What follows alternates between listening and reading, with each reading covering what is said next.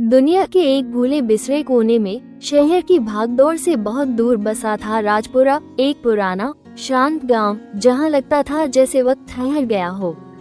तंग गलियों में बच्चों की पतंगें उड़ती, उनकी हंसी हवा में गूंजती और पीपल के पुराने पेड़ के नीचे बुजुर्ग बैठकर बीते जमाने की कहानियां सुनाते। इन्हीं गलियों में एक झुकी हुई छत के नीचे एक छोटा सा मकान था जहां सिया अपने बूढ़े मामूजान के साथ रहती थी। घर टूटा फूटा जरूर था, लेकिन उसमें एक अनकही गर्माहट और हिम्मत छिपी थी, ठीक उसकी रहने वालों की तरह। सिया की उम्र बस 23 थी, लेकिन उसकी खूबसूरती में एक सादगी और सुकून था। उसकी आंखों में अनकहे सपनों की गहराई थी और उसके दिल में शांति का ऐसा एहसास जो कम ही देखने को मिलता है। जिंदगी ने उस पर कभी रहम नहीं किया था।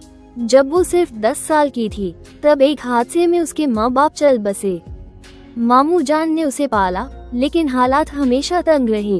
किताबें उसकी सबसे बड़ी पनाह बन गईं, वो दुनिया जहां उसका टूटा दिल कुछ पल चैन से जी पाता। अब वो पास के एक स्कूल में पढ़ाती थी, बच्चों में वही स्नेह उड़ेलती जो उसने कभी खो दिया था।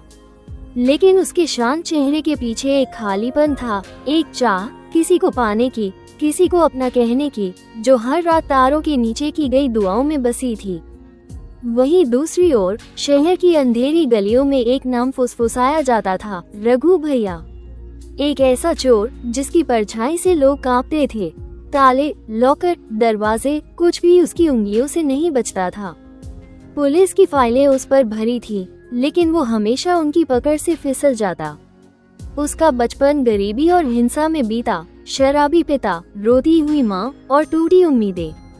स्कूल जाना तो सपना था जो कभी साकार न हो सका। मजबूरी में जेबकटी से शुरू किया सफर उसे चोरी की गहराइयों तक ले गया। लेकिन उसके अंदर एक सवाल हमेशा गूंजता रहा, क्या मैं सिर्फ एक चोर हूँ? क्या कोई मुझे और भी किसी रूप में देखेगा? एक तूफानी रात थी, बारिश जमीन को कोड़े की तरह मार रही थी जब रघु ने अपना अगला निशाना चुना, सिया का घर। वो खिड़की से अंदर घुसा, लेकिन वहाँ का नजारा देख ठिठक गया। सिया एक किताब में डूबी हुई बैठी थी, हल्की रोशनी में, पूरी तरह शांति से। मिट्टी की खुशबू और बारिश की रिमझिम से भरा माहौल था। रघु ने चीट की उम्मीद की, लेकिन सिया ने बस उसकी तरफ देखा और कहा, भीग गए हो?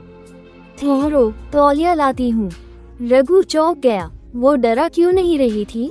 सिया लौटी, हाथ में तौलिया और गर्म चाय का प्याला। जो लेना है ले लो, उसने नरमी से कहा, लेकिन ये पी लो वरना सर्दी लग जाएगी। उसकी आवाज में न कोई डर था, न कोई नफरत। पहली बार रघु ने खुद को एक इंसान के रूप में महसूस किया, न कि एक चोर के रूप में। वो बैठा, चाय की गर्माहट ने उसकी ठंडी उंगलियों को छू लिया। बातचीत शुरू हुई, पहले झिझकते हुए, लेकिन फिर उसने खुद स्वीकारा, तुम चोर हो, है ना? सिया ने सीधे लेकिन कोमल स्वर में पूछा। रघु ने शर्म से गर्दन झुका ली। अगर मैं कहूँ कि चोरी छोड़ दो, क्या छोड़ दोगे? सिया ने पूछा। रघु उसकी आंखों में देखता रहा, वहाँ डर नहीं, सिर्फ विश्वास था। पता नहीं, उसने फुसफुसाया, लेकिन उसके दिल में पहली बार कुछ हलचल हुई। उस रात कुछ ऐसा शुरू हुआ जिसकी कल्पना किसी ने नहीं की थी। अगली शाम रघु फिर आया, चोरी करने नहीं, बस सिया को देखने। सिया ने फिर दरवाजा खोला। कभी वो कहती, जाने से पहले खाना खा लो।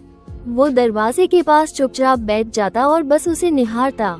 धीरे धीरे उनकी बातचीत बढ़ी। सिया ने अपने सपने बताए, एक ऐसा स्कूल खोलने का जो उन बच्चों के लिए हो जिन्हें दुनिया ने अकेला छोड़ दिया। रघु चुपचाप सुनता, उसकी निस्वार्थता उसे भीतर तक छू जाती। एक चांदनी रात जब दोनों छत के नीचे बैठे थे, सिया ने पूछा, कभी किसी ने तुमसे प्यार किया है? रघु की आंखें भर आईं। कभी नहीं, उसने रोधे गले से कहा, मैं तो बस एक चोर हूँ। सिया ने उसका हाथ थामा और बोली, अब नहीं, अब तुमसे कोई प्यार करता है। उस एक वाक्य ने रघु को अंदर से तोड़ दिया। अगली सुबह उसने चोरी नहीं की। वो एक मंदिर में बैठा, अपने बीते जीवन और एक नई शुरुआत के बीच झूलता रहा। फिर हफ्ते बीते, महीने बीते, उसने चोरी छोड़ दी। पुराने साथी उसका मजाक उड़ाते, रघु भैया तो एक लड़की के लिए सुधर गया। लेकिन उसे फर्क नहीं पड़ा, सिया उसका सहारा बन गई थी। सिया ने उसे पढ़ना सिखाया। किताबें अब उसकी नई दुनिया बन गई। रघु अब कॉलोनी में मदद करता, बुजुर्गों का सामान उठाता, बच्चों को किताबें बांटता। लोग अब उसे चोर नहीं, इंसान कहने लगे। लेकिन प्यार की राह हमेशा आसान नहीं होती। जब सिया ने मामूजान से रघु से शादी की बात की तो वो भड़क उठे। एक चोर, क्या लोग कहेंगे? सिया ने दृढ़ता से कहा, जो इंसान प्यार के लिए खुद को बदल दे, दुनिया की नजरों से ज्यादा कीमती होता है। लेकिन मामूजान ने समाज के डर से उसे घर से निकाल दिया। सिया नहीं डरी, उन्होंने मंदिर में चुपचाप शादी की। रघु ने एक छोटा सा ढाबा खोला, सच की रोटी, ईमानदारी की नई शुरुआत। साथ मिलकर उन्होंने एक छोटी सी दुनिया बनाई, उम्मीदों से भरी हुई। लेकिन अतीत पीछा नहीं छोड़ता। एक शाम रघु का पुराना साथी शौकीन घायल हालत में उसके ढाबे पर आया। पुलिस पीछे है, वो बोला। बचा ले भाई। रघु का दिल कांप गया। बचाने से सिया का भरोसा टूटा, मना करने से दोस्ती। लेकिन उसने सही चुना, उसे अस्पताल ले गया, फिर खुद पुलिस के पास गया। भागे क्यों नहीं? इंस्पेक्टर ने पूछा। रघु बोला, क्योंकि अब मैं रघु भैया नहीं हूँ, मैं सिया का रघु हूँ। पुलिस ने उसे जाने दिया, एक बदले हुए इंसान की चुप सराहना। सालों बाद राजपुरा अब एक भुला हुआ कोना नहीं था। वहाँ एक स्कूल खड़ा था, नई राहें उन बच्चों के लिए जिनके माँ बाप या तो जेल में थे या गुम हो चुके थे। रघु और सिया मिलकर चलाते थे। कॉलोनी के लोग अब रघु को इज्जत से याद करते थे, एक इंसान जिसने अंधेरे से उजाले का सफर तय किया। सिया का प्यार सिर्फ उसे बचा नहीं पाया, उसने उसकी तकदीर ही बदल दी। जब एक औरत पूरे दिल से एक टूटे इंसान से प्यार करती है तो वो उसे अंधेरे से खींचकर एक नई रोशनी की ओर ले जाती है। और यही कहानी थी सिया और रघु की, एक अंधेरे से उजाले तक का सफर।